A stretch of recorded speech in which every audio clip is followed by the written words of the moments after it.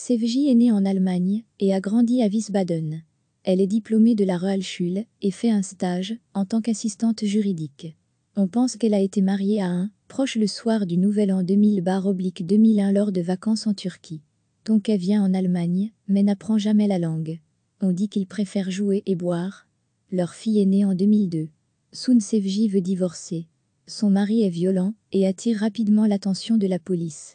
À l'automne 2006, une interdiction d'approche suit, afin que Tonke ne soit plus autorisé à s'approcher d'elle et de leur fille.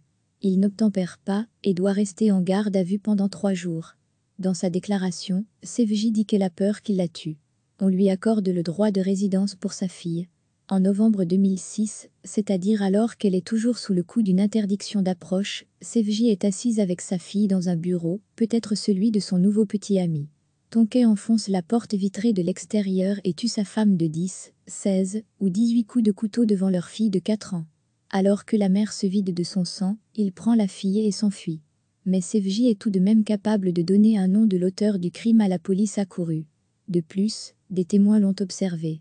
Tonke s'enfuit vers le restaurant où il travaille comme cuisinier. Là, il laisse sa fille derrière lui. Plus tard, il est arrêté dans un café de Mayence.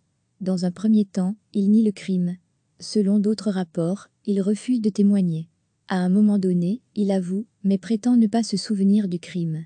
Pourtant, lors d'un interrogatoire, il déclare « Je n'en suis pas heureux, mais je ne suis pas triste non plus. Cela m'a causé beaucoup de problèmes. » Même pendant le procès, il ne montre aucun remords.